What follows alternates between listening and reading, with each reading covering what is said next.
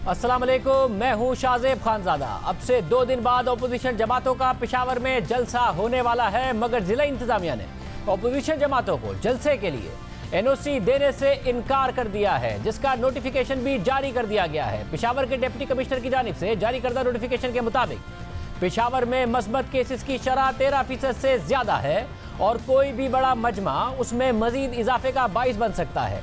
इंसानी जानों के तहफ़्फ़ुज़ और कोरोना के फैलाव से बचने के लिए जलसे की इजाज़त नहीं दी जा सकती।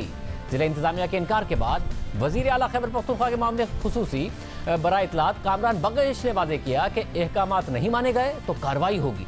PDM रहनुमाओं ने हुकूमती फैसले को मुस्तरद कर दिया और वादे किया है कि इख्तियारात का नाजायज़ इस्तेमाल किया तो भरपूर जवाब देंगे और हर गली और मोहल्ले में इनसे मुकाबला करेंगे।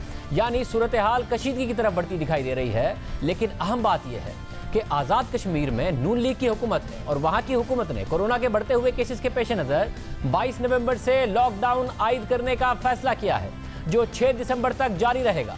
खुद वज़ीर आज़म आज़ाद कश्मीर राजा मोहम्मद फारूक ने इस हवाले से ट्वीट करते हुए कहा कि लॉकडाउन का फैसला सख्त और गैर मकबूल है, लेकिन इसके अलावा कोई चारा नहीं है। कोरोना से मुतासरा लोगों और अमवात की शरह इंतहाई तशवीशनाक है और दूसरी तरफ सिंध में पीपल्स पार्टी की हुकूमत है और कराची के तमाम जिला में कोरोना की वजह से जिला इंतजामिया ने स्मार्ट लॉकडाउन और माइक्रो लॉकडाउन लगाने का फैसला किया है। यानी जहां अपोजिशन जमातों की हुकूमतें हैं वहां कोरोना के बचाव के लिए लॉकडाउन किया जा रहा है, मगर जहां तहरीक इंसाफ हुकूमत में है तो अपोजिशन वहां बड़े जलसे करने का ऐलान करने जा रही है। SOPs पर भी अमल दरामद नहीं कर रही है। सिर्फ यही नहीं, कोरोना की पहली लहर में जब वज़ीर आज़म इमरान खान मुकम्मल लॉकडाउन के खिलाफ बातें करने लगे तो अपोजिशन जमातें उन पर तनकीद करती थी और कहा जाता था कि सख्त लॉकडाउन नाफिज किया जाए। पूरे पाकिस्तान में जो हमने एग्री किया है मजीद सख्त लॉकडाउन होगा। लॉकडाउन का we're easing towards a lockdown. We're easing towards a self-imposed and government-advised lockdown and containment approach, जो कि हम चाहते हैं कि पूरा मुल्क में हो, जो कि हम चाहते हैं कि ना सिर्फ कराची में मगर हुकूमत वफाकी हुकूमत हमारे साथ मिल के इसकी तरफ जितना हम जा सके वो हम कोशिश करें। आज 25 अमवात हैं, यानी इन्फेक्शन का रेट फैल रहा है और हुकूमत ने ये फैसला किया है हम लॉकडाउन में नरमी करेंगे। तो पूरी दुनिया का तजर्बा ये है कि लॉकडाउन में नरमी उस वक्त की जाती है जब इन्फेक्शन के रेट में इस्तेकाम आ जाए और वो कम होना शुरू हो जाए। लॉकडाउन को हम कंटिन्यू रखते तो वो लॉकडाउन जो है आज हमें स्पीड के साथ मुकाबला करने की जो है कुव्वत और वेर विदाल जो है वो प्रोवाइड कर। कौन पहले लॉकडाउन के खिलाफ था, फिर लॉकडाउन के हक में था, फिर लॉकडाउन के खिलाफ था और आज तक कंफ्यूज्ड है। सिर्फ यही नहीं, जब जुलाई में अपोजिशन की तहरीक शुरू होने से मुताल्लिक सवालात होने लगे तो जवाब यही दिया गया कि कोरोना है, जब काबू पा लेंगे तो तहरीक भी तेज हो जाएगी। आप जो कहते हैं कि तहरीक कब चलाएंगे, हम अपनी सियासत के लिए अवाम की जिंदगी से नहीं खेल सकते। जो ही कोरोना से कौम निकलेगी हम अपनी सियासी सरगर्मियां भी तेज करेंगे।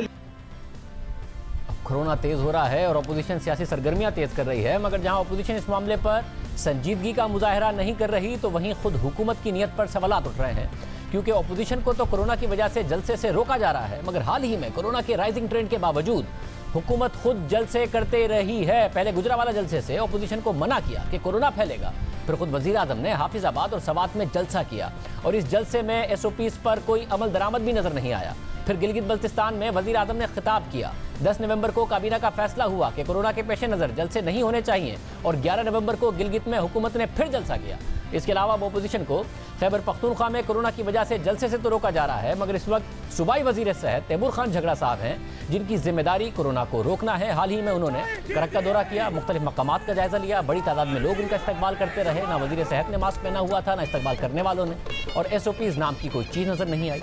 इसी तरह जब मुल्क भर में जलसों पर पाबंदी है, बड़े मजमू की इजाज़त नहीं है, मगर इसी हफ्ते तहरीक लब्बैक हज़ारों कारकुनों के साथ इस्लामाबाद आई, ना ही किसी वजीर ने उसके खिलाफ कोई बयान दिया। और कल मीनार पाकिस्तान में तहरीक लब्बैक के सरबराह खादिम रिजवी साहब की नमाज जनाजा अदा की जाएगी, जिसमें हज़ारों अफराद की शिरकत मुतवक्के है और हुकूमत ने इजाज़त दे दी है। बहरहाल अपोजिशन तैयारियां कर रही है और परसों PDM का खैबर पख्तूनख्वा में यह पहला पावर शो होगा, जबकि हुकूमत कार्रवाई का इशारा दे रही है। क्या होगा हुकूमत से, खैबर पख्तूनख्वा हुकूमत से शौकत यूसुफजई साहब हमारे साथ मौजूद होंगे। साथ ही अपोजिशन से इस वक्त हमारे साथ शाहिद हकान अब्बासी साहब मौजूद हैं।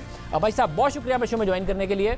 भाई साहब आप लोग पहले कहते रहे जब वजीर आजम लॉकडाउन उठा रहे थे कि जी राइजिंग ट्रेंड है, इसमें लॉकडाउन नहीं हटाना चाहिए, आप लॉकडाउन के हक में बातें करते रहे। आज भी आज़ाद कश्मीर में आपकी हुकूमत है, वहाँ के वजीर आजम ने लॉकडाउन लगा दिया है। सिंध में पीपल्स पार्टी की हुकूमत है, यहाँ पर स्मार्ट लॉकडाउन लग गया है। मगर आप लोग अब जलसे करने जा रहे हैं बजाय इसके कि बात माने हुकूमत की, कोरोना फैल रहा है और आप इसकी खिलाफवर्जी करने जा रहे हैं। देखिए, बात खिलाफवर्जी की नहीं है, बात इस वक्त हुकूमत क्या कह रही है, उसके फिगर्स क्या हैं, इन सब बातों में तजाद है और कोई पॉलिसी नहीं है। अब लोग खुद अपनी प्रोटेक्शन कर रहे हैं, तो हमने भी जो जलसे करने हैं इसके अंदर हमने कोयटा में भी जलसा किया, हर पार्टिसिपेंट को, हर आदमी जो वहां पर आया उसको मास्क मुहैया किया और यही पेशावर के जलसे में होगा, तमाम जलसों में होगा। अब बात कुछ इस तरह लगती है कि सिर्फ जो जलसा है PDM का उसी पर कोरोना का खतरा है। कोरोना का खतरा तो आप मार्केट्स में जाएं, सारी मार्केट्स में लोग हैं, रेस्टोरेंट्स में लोग हैं, शादी की महफिलें हो रही हैं, हर जगह पर लोग मौजूद हैं। मैं आज भी एक जनाजे में गया था, वहां पर हजारों की तादाद में लोग मौजूद थे। तो ये सिर्फ जलसों पर लॉकडाउन, और जलसा तो ओपन एयर में होता है, हर बंदे के पास मास्क होगा, तो कोई खतरा वहां पर अजाफी खतरा नहीं है। उतने ही खतरात हैं जितने आज अवाम को किसी और जगह पे हैं। मगर देखिए, जलसे में इतने सारे लोग होंगे, हजारों लोग होंगे, तो खतरा तो ज्यादा है। और आपके गुज़िश्ता जलसों में नजर आया है कि लोगों ने मास्क नहीं पहने हुए थे, और खतरा है इसलिए आज़ाद कश्मीर में आपकी हुकूमत है, लॉकडाउन हो रहा है। खतरा है इसलिए कराची में पीपल्स पार्टी की हुकूमत है, स्मार्ट लॉकडाउन हो रहा है। खतरा बहरहाल मौजूद है। और अगर आपको गरीब आवाम का ख्याल है और आप कहते हैं हुकूमत को नहीं है, तो ये कैसा ख्याल है? देखिए, अवाम जो हैं, बहुत से लोग इसको कबूल नहीं करते। मैं खुद ये समझता हूँ कि हर शख्स को जो बाहर निकले मास्क पहनना चाहिए, क्योंकि जो आप मास्क पहनते हैं उससे दूसरे लोगों को प्रोटेक्शन मिलती है। और अगर दो अफराद इस जगह बैठे हों और दोनों ने मास्क पहना हो तो ट्रांसमिशन ऑफ जो कोविड है उसका बहुत कम खतरा होता है, ना होने के बराबर होता है। तो हमारी भी ये कोशिश है, क्योंकि अवाम को अपनी राय का भी इजहार तो करना है। जिस तरह आप जिंदगी के बाकी मामूलात हैं, इसी तरह पॉलिटिकल एक्टिविटी भी इसका हिस्सा होती है। तो उसको ये कोविड का बहाना बनाकर नहीं आप रोक सकते। परसों तक भी जलसे कर रहे हैं, वज़रा भी कर रहे हैं, आज जब PDM का जलसा आया तो लॉकडाउन आ गया। मगर इसमें कुछ काला लगता है। मगर ज़ाहिर हुकूमत की जो इस वक्त अपनी नियत है उस पर आप सवाल उठा रहे हैं, मगर जो कोरोना के नंबर्स हैं वो तो हकीकी है ना। जैसे मैंने आज़ाद कश्मीर की और सिंध की मिसाल दी, और आपको जब कोरोना हुआ था वो भी खुले मैदान में हुआ था। जब शहबाज शरीफ साहब की हियरिंग थी, आप लोग गए, आप तकरीबन बहुत सारे रहनुमाओं को उस वक्त कोरोना हो गया, आपको भी हुआ था। तो खुले मैदान में कोरोना नहीं होता, ये बात तो दुरुस्त नहीं है। नहीं, वो खुले मैदान में नहीं हुआ था, वो लाहौर हाई कोर्ट में मुझे मेरा ख्याल है कि वहां से हुआ था, एक बंद कमरे से। देखिए, बात यह है कि कोरोना इसका फैसला हर शख्स खुद करता है। या तो हुकूमत एक पॉलिसी बना दे कि कोई पब्लिक गैदरिंग नहीं होगी, चलें, उसका एहतराम हो सकता है। मैं यही कह रहा हूँ कि यहाँ पर तो बसें चल रही हैं, भरी हुई हैं, हवाई जहाज चल रहे हैं, रेस्टोरेंट्स हैं, दुकानें हैं, शॉपिंग मॉल्स हैं, हर चीज खुली है। सिर्फ आप ये कह रहे हैं कि PDM के जलसे पे कोरोना का लागू हो जाएगा, ये बात को मुनासिब नहीं है। जो आदमी जलसे में आता है वो अपना फैसला खुद करने की सलाहियत रखता है। जिस तरह वो ये सलाहियत रखता है कि मैं दुकान में जा रहा हूँ, वहां डेफिनेटली मेरा लोगों से वास्ता पड़ेगा और वहां पे एक्सपोजर है, वो अपनी प्रोटेक्शन खुद करता है। मगर भाई साहब, अपनी जिम्मेदारी करने के मास्क मुहैया करने। मगर जब मई जून में वजीर आजम लॉकडाउन हटा रहे थे तो तब भी ये मंतक हो सकती थी कि आवाम खुद फैसला करेगी लॉकडाउन लगाने का क्या फायदा है। मगर आप तो कह रहे थे कि लॉकडाउन लगाना चाहिए, और ये आप उस वक्त कह रहे थे जब अमवात आपने कहा 26 हैं, अब तो ज्यादा इस वक्त अमवात हो रही हैं। तो इस वक्त अमवात बहरहाल ज्यादा हो रही हैं, ट्रेंड भी राइजिंग है, और ऐसा नहीं है कि हुकूमत ने बाकी किसी चीज पर पाबंदी नहीं लगाई है। शादी भी खुले मैदान में हो और 300 से ज्यादा लोग ना हो, इसके अलावा रेस्टोरेंट्स पर और मॉल्स में हर चीज पर अब पाबंदियां लगाई गई हैं, SOPs के लिए भी पाबंदियां लगाई गई। देखिए, मैं यही कह रहा हूं, उस वक्त तो हुकूमत की पॉलिसी कुछ नहीं थी, आज भी पॉलिसी नहीं है। ये कहते हैं ना जी कि 300 लोगों को कोरोना नहीं हो सकता, ये कोई मंतक, ये कोई ज़हन तस्लीम नहीं करता। ये सिर्फ एक तरीका है पॉलिटिकल अपोजिशन को दबाने का कि आप जनाब कोविड आ गया जी, आप कोविड आपको दबा, आप रुक जाए जी। कोविड GB का सारा जलसा हुआ, वहां कोविड नहीं था। जलसे आज भी हो रहे हैं, वहां कोविड नहीं है। लेकिन 22 तारीख को पीडीएम का जलसा है, उसमें कोविड आ गया है। तो ये अवाम को खुद फैसला करने दें। हुकूमत की ना कोई पॉलिसी रही है, ना इसके बाद कोई तवक्को है। बहुत शुक्रिया भाई साहब, हमारे साथ मौजूद थे। अपोजिशन मानने को तैयार नहीं है। शौकत यूसुफजई साहब खैबर पख्तूनख्वा हुकूमत से हमारे साथ मौजूद हैं। बहुत शुक्रिया यूसुफजई साहब, आप कह रहे हैं कि कार्रवाई करेंगे अगर पेशावर के जलसा किया गया और इजाजत नहीं दी गई है, नहीं मान रही अपोजिशन, क्या करेंगे आप? देखिए, जो पेंडेमिक जो लॉ है, जो एक्ट है, उसके अंदर जो भी SOPs मुकर्रर हैं वो उस पर पूरा अमल करेंगे। हम देखें, हमने पहले तो कोशिश की, जमहूरी लोग हैं, सियासी लोग हैं, कोई ज़बरदस्ती नहीं करना चाहते थे, न ताकत का इस्तेमाल करना चाहते हैं। हमने हमारा पूरी कोशिश की, हमने मुज़ाकरात के ज़रिए सिर्फ इनको हम ब्रीफ कर दें कि आ जाए। और वज़ीर आला महमूद खान ने जो कमेटी बनाई उसके ज़रिए इन्होंने हमसे कमिटमेंट की और फिर उसके बाद नेक्स्ट डे ये भाग गए कमिटमेंट से, मुज़ाकरात के लिए नहीं बैठे। हमने कहा बेशक आप जलसा कर लें, लेकिन आप आके हमारी बात सुन लें, हमारी ब्रीफिंग ले लें कि इस वक्त खदशा क्या है। इस वक्त खदशा, आप कोई हुकूमत तो नहीं गिरा सकते ना जलसा करके। तकरीर आप रोजाना करते हैं, अगर यहाँ नहीं करें प्रेस कॉन्फ्रेंस में कर लें। लेकिन इशू ये है कि उन्होंने जिद पकड़ी हुई है और जिद ये है उनकी कि वो जो इस वक्त जो एहतिसाब का अमल हो रहा है, जो लोग जेलों में जा रहे हैं, जो लोग जेलों के अंदर हैं, कुछ फरार हैं, ये इस्तेमाल करना चाहते हैं लोगों को।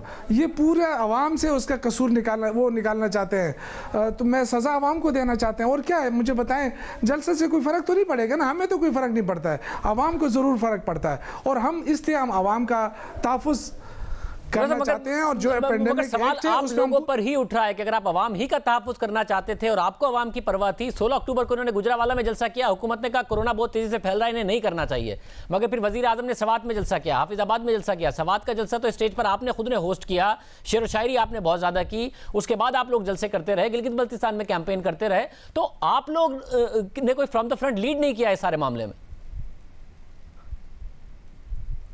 देखें NCOC के अंदर चारों सूबे बैठे होते हैं। NCOC का फैसला कब आया? उन तमाम चीज़ों के बाद आया ना। जब फैसला आया, क्योंकि ये जो है ना, ये NCOC फैसला करती है कि किस चीज़ पे पाबंदी होनी चाहिए, कितनी पाबंदी होनी चाहिए। ये NCOC का फैसला है, उसमें सिंध हुकूमत बैठी है। जो पीपल्स पार्टी यहाँ शोर मचा रही है कि हमने तो जलसा करना है, वहाँ उसके वज़ीर आला ने उस चीज़ को माना है NCOC में कि जी ये चीज़ें होनी चाहिए। फैसले तो मुश्तरका होते हैं ना। मगर NCOC का फैसला नहीं आया था, मगर कोरोना तेजी से फैल रहा था। 16 अक्टूबर को आपने इनसे कहा कि गुजरावाला में जलसा ना करें, कोरोना फैल रहा है। उसके बाद आप सवात में इतना बड़ा जलसा कर रहे थे और उसमें लोगों ने मास्क भी नहीं पहने हुए थे, SOPs की पाबंदी भी नहीं हो रही थी। देखिए खंजा साहब, बात यह है कि उस वक्त सिचुएशन क्या थी। उस वक्त 1% था, 1.4% था जो कोरोना की सूरत हाल थी, और हमने सेहत कार्ड को तकसीम करना था। सेहत कार्ड की लॉन्चिंग थी, बहुत बड़ी लॉन्चिंग है सूबे के लिए, एक बहुत बड़ी सेहत का एक बहुत बड़ा मेगा प्रोजेक्ट है सूबे के हवाले से। और उसमें मैं आपको बताऊं कि उस वक्त जो सूरत हाल थी वो 1% से ज़्यादा नहीं थी, लेकिन उसके बाद जो सूरत हाल बन रही है और वो 9% से क्रॉस कर रही है।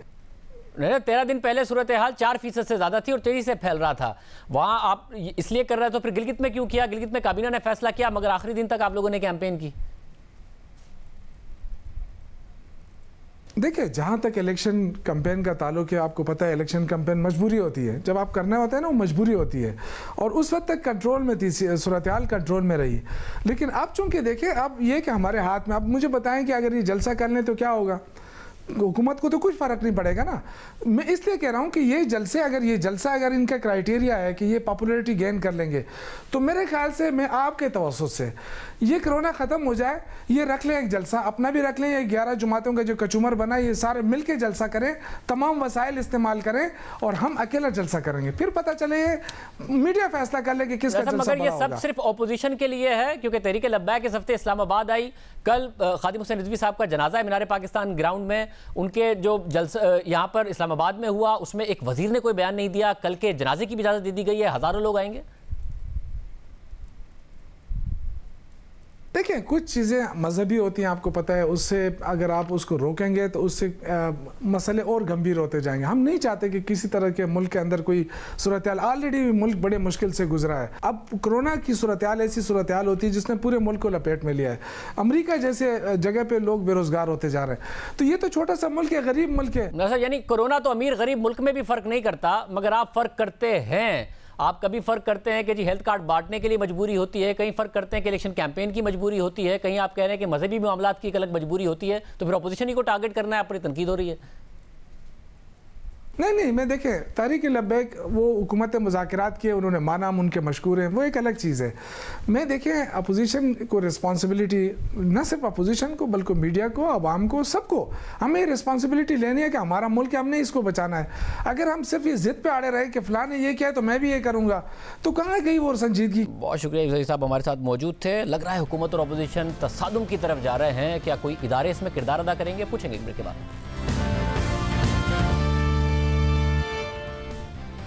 अपोजिशन मान नहीं रही है, जलसे करने जा रही है, इस्लामाबाद की तरफ मार्च का इशारा दे रही है। हुकूमत असल में इस वक्त क्या सोच रही है? शायद भट्टी साहब हमारे साथ मौजूद हैं। भट्टी साहब बहुत शुक्रिया। भट्टी साहब, हुकूमत क्या सोच रही है? कोई हिकमत अमली है हुकूमत के पास या नहीं है? पहली बात तो ये है कि अपोजिशन में दरारें पड़ गई हैं, अपोजिशन में तकसीम गहरी होती जा रही है, अपोजिशन एक पेज पे नहीं रही, नंबर 1। नंबर 2 बात यह है कि हुकूमत नहीं जा रही कहीं, हुकूमत सिविल मिलिट्री तल्लुकात इस वक्त इस घड़ी तक सारे 1 पेज पे हैं, नंबर 1। नंबर 2 अगर वो इस्लामाबाद आ जाते हैं और इमरान खान साहब 126 दिन बैठे थे, ये 326 दिन भी बैठ गए, फिर भी हुकूमत घर नहीं जाएगी। हुकूमत के लिए क्या ख़तरा है? हुकूमत खुद, गवर्नेंस परफॉर्मेंस, महंगाई और अवामी जो इश्यूज़ हैं, बस इसके अलावा कोई ख़तरा नहीं है। मगर एक तसादुम की सूरत हाल बनती नजर आ रही है। हुकूमत कह रही है जलसा नहीं करने देंगे पेशावर में, अपोजिशन कह रही है हर हाल में करेंगे, तो क्या कोई इदारे बीच में आएंगे? क्योंकि तो एक दूसरे से बात करने को भी तैयार नहीं है। बिल्कुल बीच में बैकडोर डिप्लोमेसी जारी है, बैकडोर राब्ते जारी हैं, बैकडोर बातें हो रही हैं, सब इंगेजमेंट हुई है। ये बाहर की बयानबाजी है, ये कंपनी की मशहूरी है। मरियम नवाज साहबा ने जीबी में एक इंटरव्यू दिया था कि मेरे इर्द गिर्द के लोगों से राब्ते में, मेरे इर्द गिर्द के लोग राब्तों में हैं या उनसे लोग राब्तों में हैं। इसके अलावा पीपल्स पार्टी, इसके अलावा मौलाना साहब, इसके अलावा बहुत सारे लोग, सब कुछ है। ये फ्रंट पे भी हो रहा है, बैक डोर पे भी हो रहा है। और तसादम मुझे नहीं लगता, अल्लाह ना करे, इस मुल्क में कुछ भी अनहोनी हो सकती है, कोई भी मौजज़ा हो सकता है, कोई बरकत आ सकती है, लेकिन इस कोई ना किसी में दम है इतना कि तसादम की तरफ जाए, ना कुछ ये ज़बानी कलामी हवाई फायरिंग है। हुकूमत का एतमाद किस बात पर है? अपनी कारकर्दगी पर है या इस बात पर है कि अपोजिशन ने इदारों के हवाले से भी एक बयानिया बनाया हुआ है, एक टकराव की सूरत हाल पैदा की हुई है, इसलिए इदारों के पास भी इमरान खान के अलावा कोई ऑप्शन नहीं है, इस बात पर एतमाद है? नवाज शरीफ साहब की तकरीरों, मरियम नवाज साहब के वो जो बयानियाँ खुद साख्ता बयानियाँ है और जो बज़ाहिर है, पीछे जो कुछ हो रहा है उसको छोड़ दें, जो बयानियाँ है या नवाज शरीफ साहब की जो तकरीरें हैं, ये बहुत रिलीफ दे रही हैं हुकूमत को और बहुत फ़ायदामंद और सूदमंद हो रही हैं हुकूमत को। ग्लूकोज़ की बोतलें लग रही हैं हुकूमत को।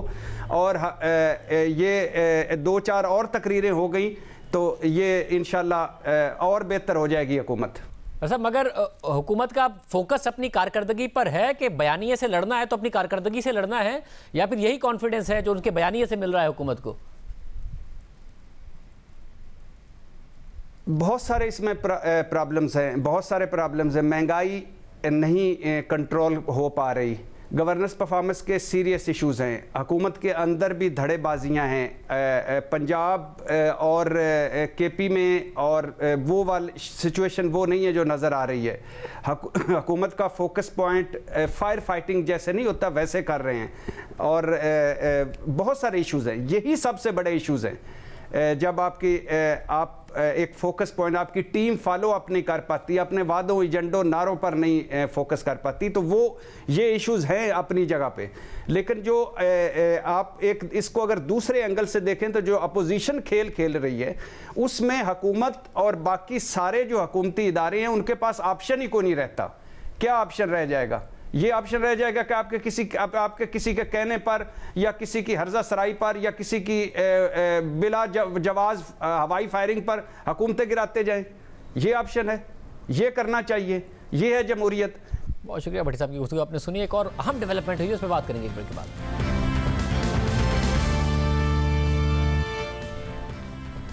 पाकिस्तान शुगर मिलर्स एसोसिएशन ने वफाकी वजीर सनत और पैदावार हम्माद अजहर को खत लिखा है, जिसमें यह गिला किया है कि शुगर मिल्स ने तो हुकूमती पॉलिसी के साथ क्रशिंग शुरू कर दी है, मगर गन्ने के काश्तकारों ने मुल्क के अक्सर हिस्सों में कटाई ही शुरू नहीं की है। खत के मुताबिक किसान हुकूमत की तरफ से मुकर्रर की गई 200 रुपए फी मन से भी ज्यादा कीमत मांग रहे हैं और मौजूदा सूरत हाल में अगर शुगर मिलर्स को गन्ने की फराहमी में कमी बरकरार रहती है तो गन्ने की कमी का सामना करने वाली शुगर मिल्स एक हफ्ते में क्रशिंग बंद करने पर मजबूर हो जाएंगी। इस सूरत हाल में आपकी वजारत से मुदाखलत की दरख्वास्त की जाती है कि जिला इंतजामिया के जरिए मसले को हल करें और गन्ने की सरकारी रेट पर फराहमी यकीनी बनाएं ताकि आवाम को मुनासिब रेट पर चीनी दस्तयाब हो सके। किसान पहले ही गुस्से में है कि 2 साल से महंगी चीनी बेची जा रही है और उनसे सस्ता गन्ना लिया जा रहा है। चीनी की कीमत 55 रुपए से बढ़कर दुगनी 110 रुपए फी किलो हो गई। पूरा साल चीनी महंगी रही और हुकूमत ने उस वक्त दरामद की जब पूरे सीजन की चीनी शुगर मिल मालिकान महंगे रेट्स पर बेचने में कामयाब हो गए। अवाम की जेब से 185 अरब रुपए ज्यादा निकालने में कामयाब हो गए और अब हुकूमत से शुगर मिल मालिकान कह रहे हैं कि 200 रुपए की सरकारी रेट पर गन्ना बेचने के लिए काश्तकार को मजबूर किया जाए। गुज़िश्ता बरस भी शुगर मिल मालिकान ने कहा था कि काश्तकार महंगा गन्ना बेच रहा है जबकि सरकारी रेट 190 रुपए फी मन है। फिर शुगर कमीशन की रिपोर्ट ने दिलचस्प हक़ाइक़ वज़ीर आज़म और अवाम के सामने रखे कि अगर शुगर मिल मालिकान की बात दुरुस्त भी मान ली जाए कि उन्होंने गन्ना 190 रुपए का नहीं लिया और 215 रुपए गन्ने की कीमत के हिसाब से भी चीनी की कीमत का तखमीना लगाया जाए तो भी चीनी की एक्स मिल कीमत 63 रुपए 13 पैसे बनती है, जबकि 190 रुपए पर गन्ने की कीमत लगाई जाए तो कीमत 57 रुपए 69 पैसे होनी चाहिए। यानी 215 के गन्ने पर भी कीमत 63 रुपए 13 पैसे बनती है, मगर शुगर मिल मालिकान पूरा साल 110 रुपए तक की चीनी बेचते रहे और हुकूमत ने फिर गन्ने की सपोर्ट प्राइस 200 रुपए रख दी। किसानों ने इस पर गम और गुस्से का इजहार किया और अब शुगर मिल मालिकान वजारत सनत से कह रहे हैं कि किसानों को 200 रुपए फी मन गन्ना बेचने पर मजबूर किया जाए वरना हम अपनी मिलें बंद करने पर मजबूर हो जाएंगे। और ये पहली दफा नहीं है। खुद हुकूमत की शुगर कमेटी ने लिखा कि शुगर मिल मालिकान ने दिसंबर 2018 से जून 2019 तक चीनी की कीमतें 51 रुपए 64 पैसे से 12 रुपए का इजाफा करके 63 रुपए 59 पैसे कर दी। हालांकि ना तो इस दौर में कोई सेल्स टैक्स में इजाफा हुआ था, ना ही और कोई हुकूमती टैक्स लगा था, ना ही गन्ना इन मिल मालिकानों ने महंगा लिया था। किसी भी तरह चीनी बनाने की लागत में इजाफा नहीं हुआ था। शुगर कमेटी की रिपोर्ट के मुताबिक फिर जुलाई 2019 से जनवरी 2020 तक ये कीमतें 74 रुपए 64 पैसे कर दी गई। फिर फरवरी 2019 में 80 रुपए तक कर दी गई। फिर रिपोर्ट आई तो हुकूमत ने कम करने का वादा किया मगर 110 रुपए कर दी गई। गन्ना तो काश्तकार से सस्ता लिया था मगर कीमतें 110 रुपए पर पहुंचा दी गई और सिर्फ लोकल मार्केट में कीमतें नहीं बढ़ाई गई। बल्कि जब हुकूमत ने बरामदात का फैसला किया तो सिर्फ पंजाब हुकूमत से 3 अरब रुपए की सब्सिडी लेने में भी यही मिल मालिकान कामयाब हो गए और बकौल वजीर आजम उस वक्त भी काश्तकार का नाम लेकर ब्लैकमेल किया। चीनी एक्सपोर्ट की, अब ये भी सुन रहे हैं, चीनी एक्सपोर्ट करें लेकिन क्योंकि पाकिस्तान की चीनी की कीमत ज़्यादा है और बाहर चीनी कम है, इसलिए हमें पैसे रिबेट दें चीनी एक्सपोर्ट करने के लिए। तो हमने पहले मना कर दिया कि हम नहीं रिबेट देते। उसके बाद उन्होंने कहा जी हमारे पास तो चीनी पड़ी हुई है तो हम तो फिर किसानों का गन्ना नहीं लेंगे। तो एकदम हम नहीं हमारी गवर्नमेंट आई थी तो इसका मतलब किसान सड़कों पे होगा और वो बेचारा गरीब किसान बेचारा उसका गन्ना नहीं बिकेगा। सारा साल उसने मेहनत की है तो हमें मजबूरी, हमने सोचा किसानों का सोच के हमने रिबेट दे दी। इधर रिबेट दे रहे हैं हम यानी एक्सपोर्ट करने के लिए, उधर चीनी की कीमतें ऊपर जानी शुरू हो गई। इंक्वायरी तो इसलिए हुई। मगर वज़ीर आज़म के शुगर कमीशन ने बताया कि जिनका तहरीक इंसाफ की हुकूमत पर सियासी असर रसूख था उन्होंने वो सियासी असर रसूख इस्तेमाल करके तहरीक इंसाफ की हुकूमत से सब्सिडी ले ली। शुगर कमेटी की रिपोर्ट के मुताबिक मुल्क में चीनी की पैदावार और सब्सिडी का सबसे बड़ा हिस्सा तहरीक इंसाफ के रहनुमाओं के पास है। जहांगीर तरीन की JDW को पंजाब हुकूमत से 22% सब्सिडी मिल गई। खुसरो बख्तियार के खानदान की शुगर मिल्स को 18% सब्सिडी मिल गई। 40% सब्सिडी तहरीक इंसाफ के रहनुमाओं को मिली, जो कि वज़ीर आज़म कह रहे हैं कि किस तरीके से ली गई। देखते हैं अब हुकूमत शुगर मिल मालिकान के इस खत के जवाब में क्या इक़दाम करती है। प्रोग्राम में ब्रेक शामिल करते हैं।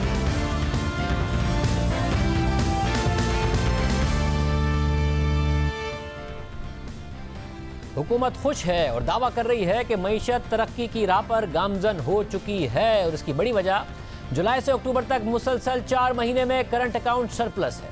मगर सवाल ये उठ रहा है कि क्या ये सिलसिला बरकरार रहेगा, क्योंकि जैसे ही कोरोना के बाद सरगर्मियां मुकम्मल बहाल होंगी करंट अकाउंट फिर से खसारे में जाने का खदशा है। अब तक हुकूमत को कोरोना वायरस की वजह से फायदा हुआ है और करंट अकाउंट सरप्लस हुआ है। इस हवाले से अखबार बिजनेस रिकॉर्डर में तहकीक शाया हुई है जिसके मुताबिक रवा माली साल में जुलाई से लेकर अक्टूबर तक 1.16 अरब डॉलर्स का करंट अकाउंट सरप्लस रिकॉर्ड किया गया है, जबकि गुज़िश्ता साल इसी अरसे में करंट अकाउंट में 1.4 अरब डॉलर्स का खसारा रिकॉर्ड किया गया था। पिछले 6 महीने में से 5 महीने में करंट अकाउंट सरप्लस रहा है। इस रुझान के पीछे एक बड़ी वजह कोरोना वायरस है। रिपोर्ट के मुताबिक ये बात वाज़ेह है कि अगर कोरोना ना होता तो करंट अकाउंट भी सरप्लस में ना होता, बल्कि गुज़िश्ता माली साल से भी ज़्यादा खसारे में हो सकता था। करंट अकाउंट सरप्लस की बड़ी वजह तरसीलात ज़र में इजाफा रहा। रवा माली साल के इब्तिदाई 4 महीने में $2 अरब का इजाफा रिकॉर्ड किया गया। इसके अलावा इस अरसे में एनजीओ से मिलने वाली इमदाद में भी $553 मिलियन इजाफा हुआ। करंट अकाउंट सरप्लस की एक वजह दरामदात की कमी भी थी, जिसमें इन 4 महीनों में $695 मिलियन की कमी आई। इसके अलावा सफरी अखराजात में कमी भी देखी गई, जहां जुलाई से सितंबर के महीनों में एयर टिकट की मद में $17 करोड़ कम खर्च हुए। इसी तरह होटल बुकिंग, क्रेडिट कार्ड्स और दूसरे सफरी अखराजात में $18.5 करोड़ की कमी आई। अगर ये सब कुछ कोरोना वायरस से पहले की सूरत हाल जैसा होता तो गुज़िश्ता साल के मुकाबले में रवा साल करंट अकाउंट खसारा बढ़ सकता था। रिपोर्ट के मुताबिक जुलाई से अक्टूबर तक बरामदात में 10% की कमी आई और दरामदात में 4% की कमी आई। दरामदात में कमी की एक वजह तेल की कीमतों में कमी है। जुलाई से अक्टूबर के महीनों में तेल की फी बैरल कीमत गुज़िश्ता साल के $63 के मुकाबले में $42 फी बैरल रही। अगर कोरोना की वजह से स्लोडाउन ना होता तो दरामदात ज्यादा होती। रिपोर्ट के मुताबिक यहाँ इस बात में कोई शक नहीं है कि कोरोना की वजह से पाकिस्तान के बैलेंस ऑफ पेमेंट्स को भी वाज़ेह सपोर्ट मिली है। रुपए की कदर में हालिया बेहतरी की वजह भी इन्हीं अवामिल की वजह से देखी गई है। सफरी पाबंदियों की वजह से ओपन मार्केट में भी डॉलर की मांग में कमी आई है, क्योंकि अवाम बैरून मुल्क सफर के लिए ओपन मार्केट से बैरूनी करेंसी खरीदते हैं। चूंकि बैरूनी करेंसी की डिमांड में कमी देखी गई है, इसका फायदा स्टेट बैंक ने वाजिबात की अदायगियों की सूरत में उठाया। अक्टूबर में स्टेट बैंक के वाजिबात $919 मिलियन कम हुए। कोरोना की वजह से बैरूनी सफर में कमी की वजह से तेल की कीमतों में कमी का सिलसिला भी बरकरार रहेगा। यहाँ तक कि तरसीलात ज़र में इजाफा भी बैरूनी सफर में कमी की वजह से सामने आया है, क्योंकि जो लोग सफर पर जाने वालों के जरिए पैसे भिजवाते हैं अब वो भी बाकायदा बैंकिंग चैनल्स का इस्तेमाल कर रहे हैं और ये रुझान उस वक्त तक बरकरार रहेगा जब तक कोरोना वायरस की वजह से सफर कम होगा। तो हम एक ब्रेक शामिल करते हैं। क्या स्टेट बैंक शरह सूद बढ़ाने जा रहा है, इस पर बात करेंगे एक ब्रेक के बाद।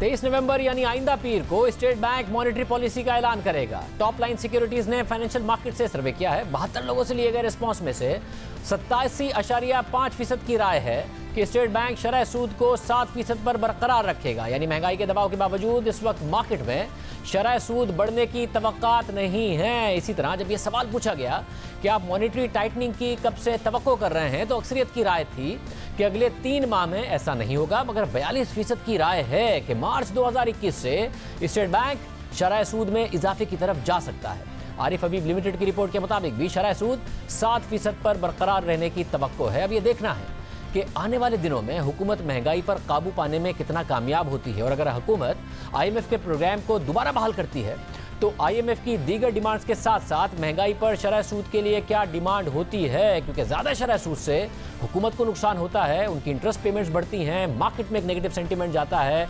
क्योंकि जो कारोबार हैं उनका भी इंटरेस्ट कॉस्ट जो है वो बढ़ जाती है। देखते हैं कि क्या फैसला होता है। याद दीजिए, अल्लाह हाफ़िज़।